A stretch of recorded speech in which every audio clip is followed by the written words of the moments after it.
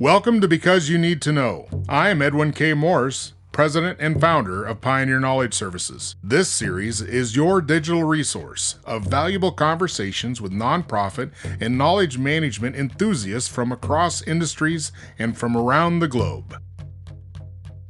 My name is Bill Kaplan. I live in Camas, Washington State. The most interesting thing near me is Mount St. Helens. Fortunately, it's covered with snow, so that means it's not erupting. I am a knowledge management consultant.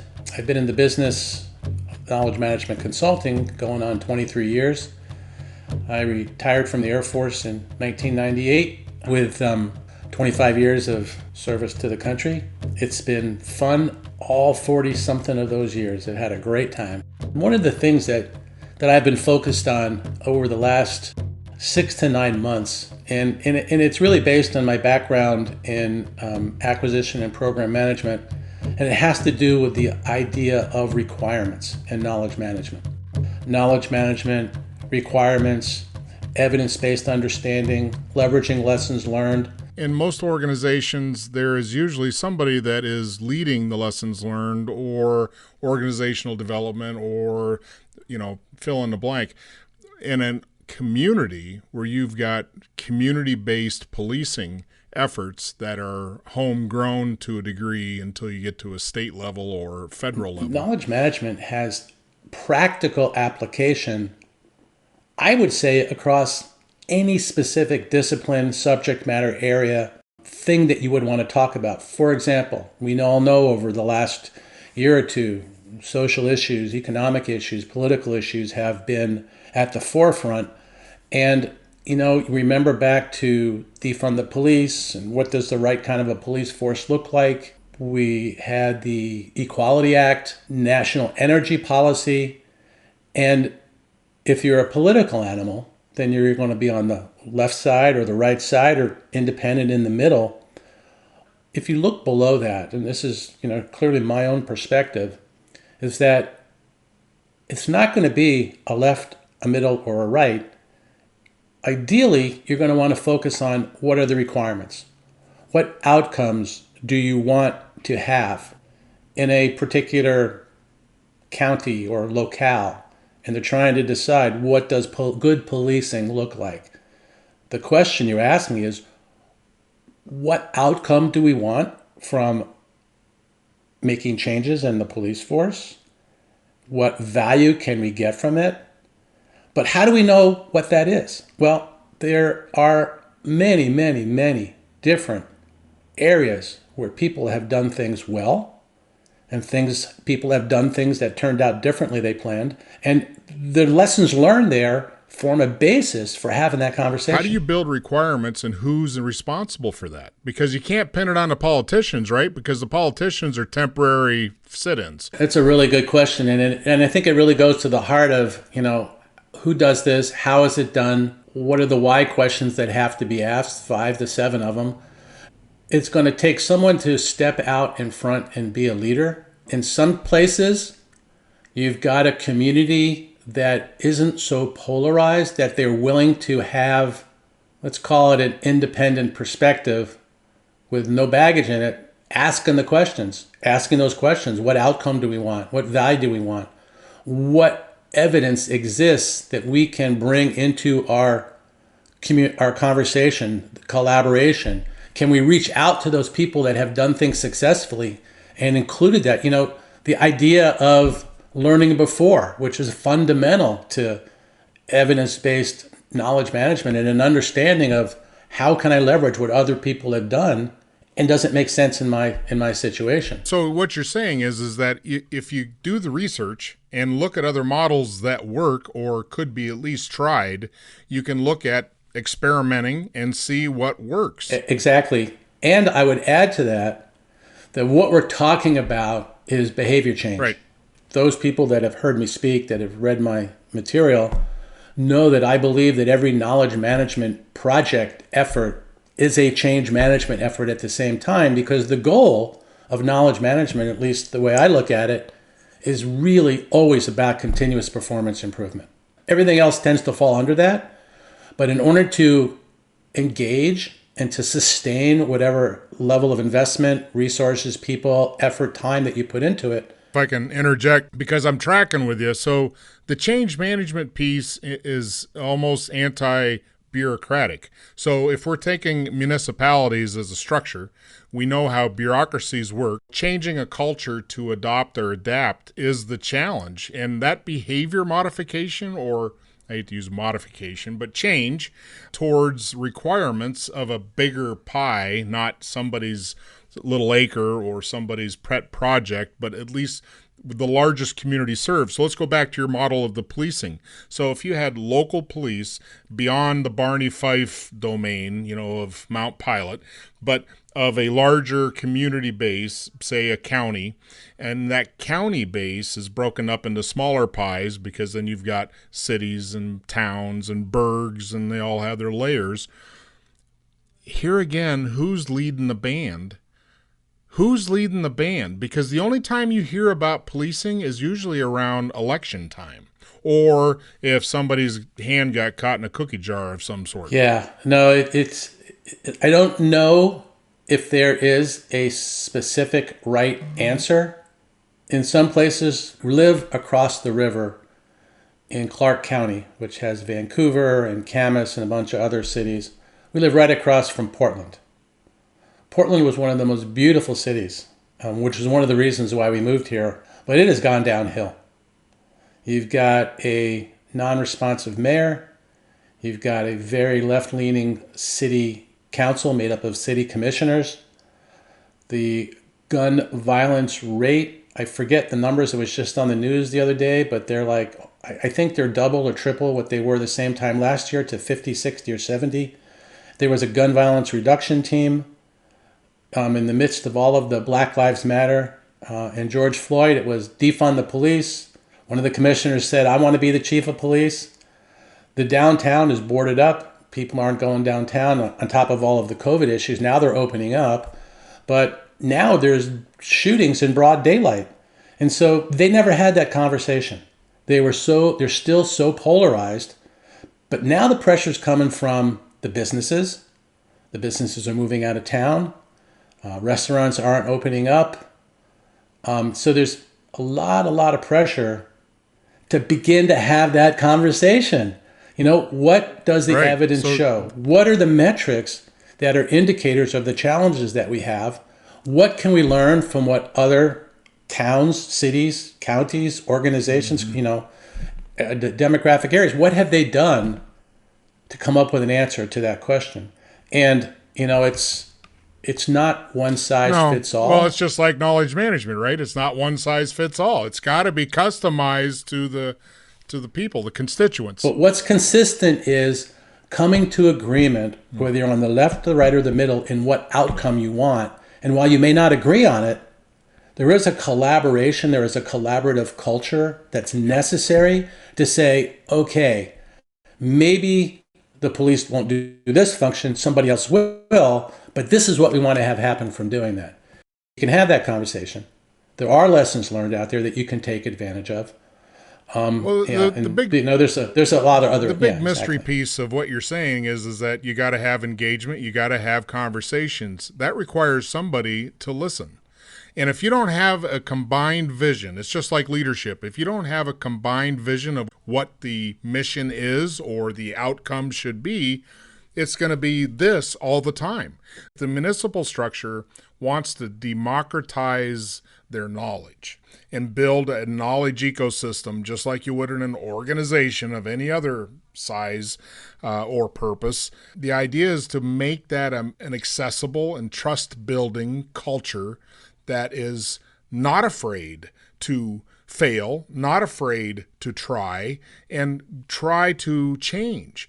But as we both know, bureaucratic structures are not meant for fast change. And which actually I was going to save till later, but let me just diverge a little bit, or I won't call it digress, a divergence, to talk about knowledge management in the public sector.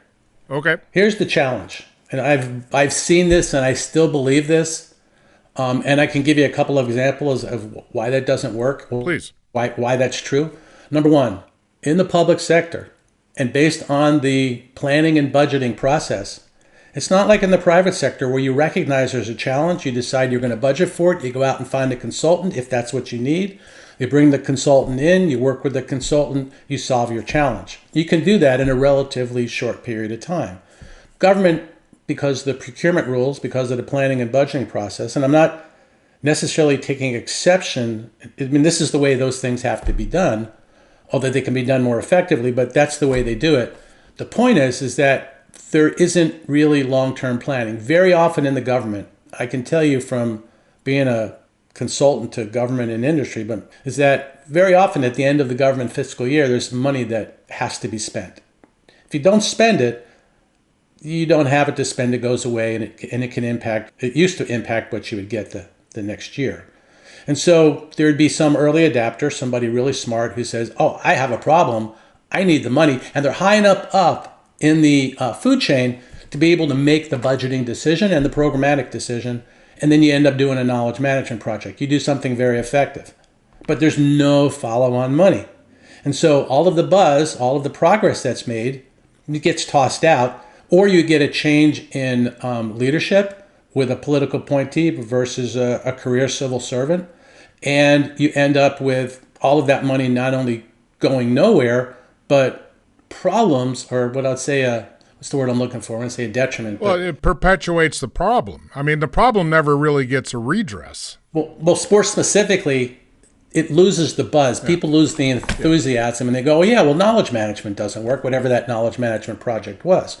And so those things of changing leadership, long-term budgeting, not being able to budget. I've only had one project where the leadership was insightful enough in the federal government, this was in the VA, to look at the instant contract for that year and then option years out that they fully funded in order to do a knowledge management project, which turned out to be wildly successful.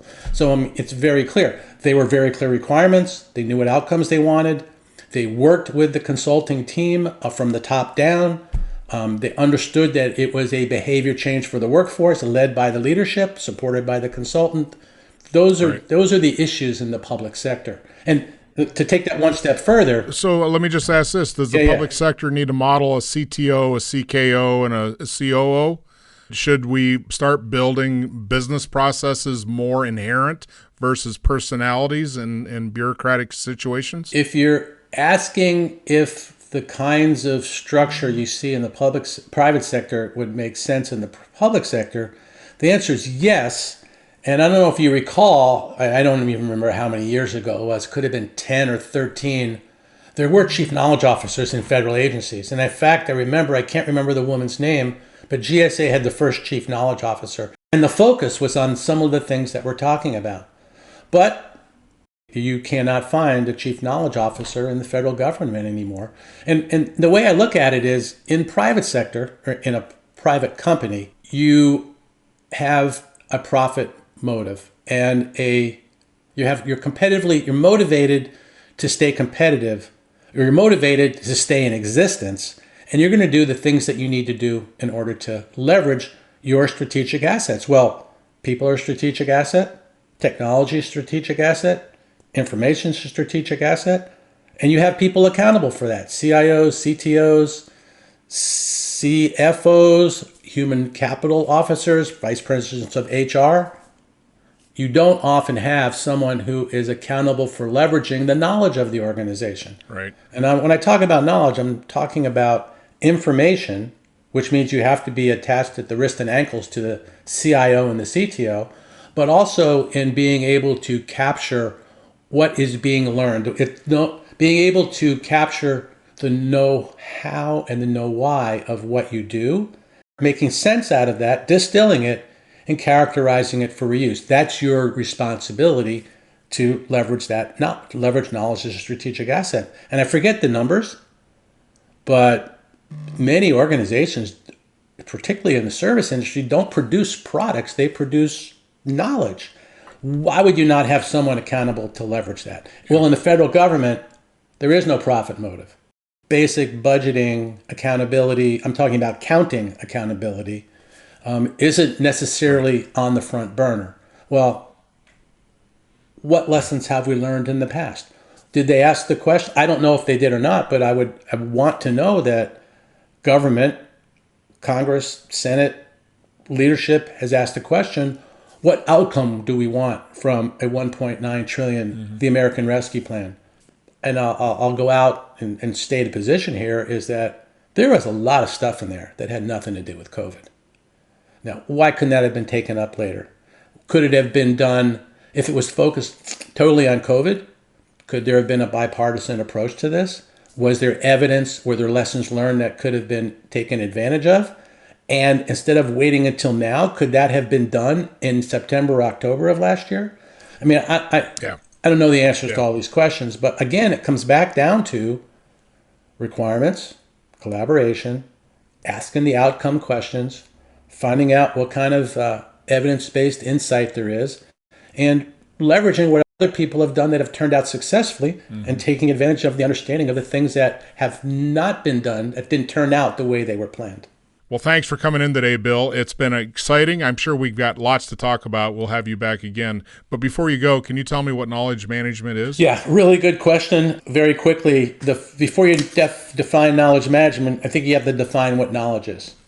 And I had to do this. I was on the spot in about 2005, and I didn't have a good answer. And so when I work with clients, they're not interested in the academic perspective. I'm not dissing the academic side, but practically speaking, for the people that run businesses or organizations, knowledge really is comprised of two things. Information, it's codified, you can search for it, it's explicit, even books on your desk. And then there's tacit, it's personal. That's the experience. So information plus experience equals knowledge. Organizations that can leverage all of the information in the organization and all of their experience are much better able to adapt to change. They're much better able to make better decisions because they've got a knowledge base in which they can rely on. If I was to summarize it, I would say knowledge management is about improving the ability for individual teams and the organization to continuously improve performance through the ability to capture, adapt, find, transfer, download, and reuse the knowledge of the organization to continuously improve performance. That was a mouthful, but I really believe that's really what we're talking about here. Preaching to the choir. I appreciate this. All right, Edwin, thank you so much for including me in your program. I appreciate it. Bye. Thank you, sir. Because You Need to Know is designed to bring people's experience and their knowledge forward to be shared. I'm Edwin K. Morris, and I thank you for joining in to listen to another conversation brought to you as a public service of Pioneer Knowledge Services, a nonprofit tax-exempt organization with a charitable knowledge management purpose. Find us online at pioneer-ks.org and add your voice to the conversation on Facebook.